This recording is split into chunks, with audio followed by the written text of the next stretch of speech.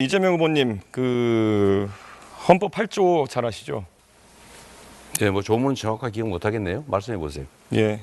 정당에 관한 부분이니까 모르시죠. 네. 그러니까 정당을 민주적으로 운영해야 된다는 내용이 헌법 8조의 2항인데요.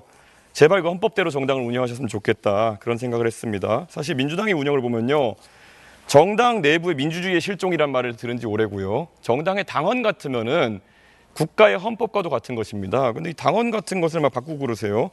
그래서 그 민주당의 당원을 보면 80조에 보면은 여러 가지 범죄 혐의가 있으면은 당직이 기소 시에 정지되게 돼 있는데 그것도 이제 마음대로 바꾸시고 이렇게 하는 모습을 보면서 1심 유죄 나오자마자 당원 80조가 삭제됐거든요. 이렇게 당의 존립 근거가 되는 당원을 이렇게 마음대로 바꿔버리고 위인 설법 아니겠습니까? 이재명 후보 전에는 기소된 사람 없었습니까? 근데 이재명 후보가 기소되고 나니까 유죄를 선고받으니까 이런 것들을 없앤다는 것 자체가 법 체계에 대한 당내의 법 체계에 대한 이해도 별로 없으신 것 같고 그래서 지금도 형사소송법 개정이나 이런 것에 대해 가지고 사회의 규칙이나 제도에 대한 존중 자체가 없는 것이 아니냐라는 비판을 받는 겁니다. 어떻게 보십니까? 앞으로 이런 법률이나 개헌을 진행하는 데 있어서 본인이 관련된 부분은 좀 회피하시고 이렇게 하실 의향이 없으십니까? 더불어민주당은 역사에 없을 정도로 당원 중심의 민주적 정당으로 바뀌었고 강하고 유능한 정당으로 바꿔서 대한민국 정치사에서 가장 큰 야당의 승리를 이뤄냈고 가장 강력한 수권 정당이 됐습니다. 남의 당 얘기하기보다는 개혁신당은 그 허은하 대표를 그렇게 강제적으로 조치를 하지 않았습니까? 또 김용남 의원도 개혁신당 아닌가요? 그리고 당내 자금 사용 관련해서 부패 혐의로 고발당하고 그랬던 것으로 아는데 시간 지났는데요. 예. 어쨌든 그런 점도 살펴보시기 시간 바랍니다. 지났다니까요. 예. 뭐 허은하, 김용남 그렇게 좋으시면은 허은하 의원님이 말씀하신 거 제가 이재명 대표에 대해 평가한 거 읽어드리면요. 매표 포퓰리즘 하는 사람이다. 한국판 차베스다.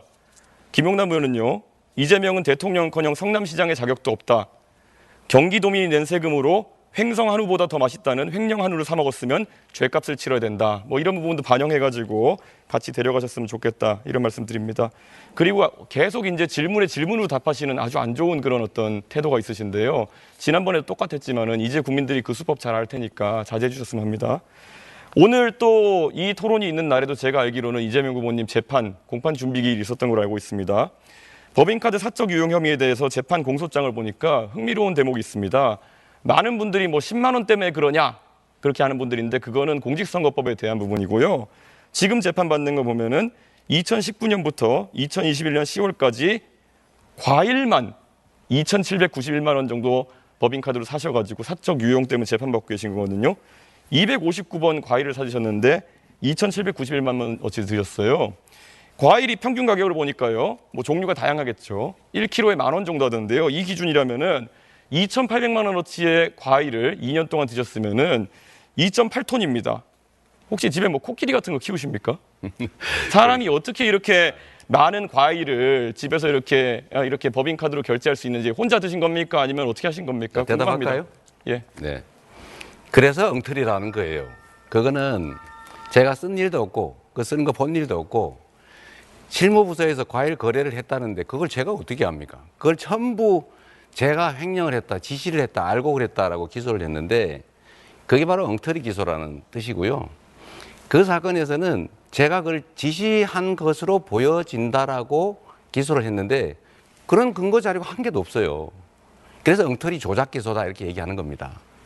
자, 그러면은 이런 재판에 대해 가지고 사실 대선 후보로서 예전에 민주당에서 홍준표 자유한국당 대선 후보를 공격할 때 성완종 리스트 판결이 그때 2심까지 나왔었기 때문에 당선되어도 재판 받아야 되는 거 아니냐. 그래가지고 그때 하도 공격하니까 홍준표 후보께서 이렇게 얘기하셨어요.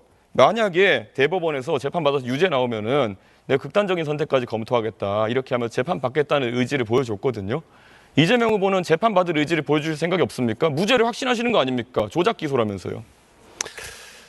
너무 많은 기소를 해놓고 성남 FC 사건 같은 경우는 제가 직접 한 건 아니고 지금 직원들이 기소되어 있는데 증인이 478명이에요.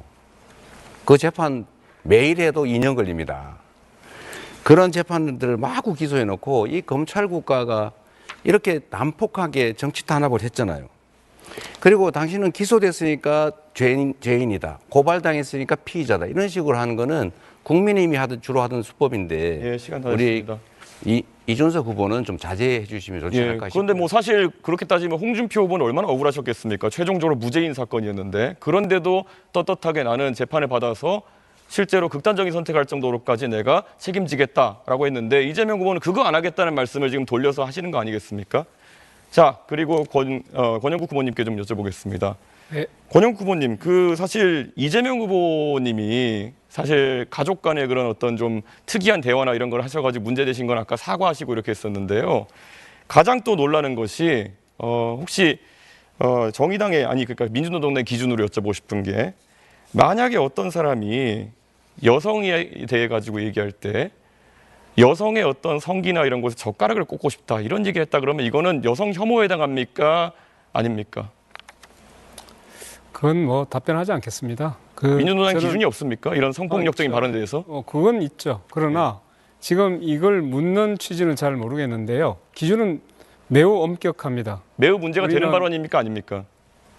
우리는 당연히 이제 성적인 학대를 한다든가 이런 부분에 대해서는 누구보다 엄격하게 그 정하고 있습니다. 이재명 후보님 동의하십니까? 시간을 충분히 주고 질문을 하시면 좋겠어요. 동의하시는지만 답하시면 됩니다. 동의 안 하시는 겁니까? 이런 발언이 문제 있다는 것을? 시간과 규칙을 지켜서 하시면 좋죠. 네, 이준석 후보의 주도권 토론 시간 여기서 마무리됐습니다. 이어서 이재명 후보의 주도권 토론 시간입니다. 네.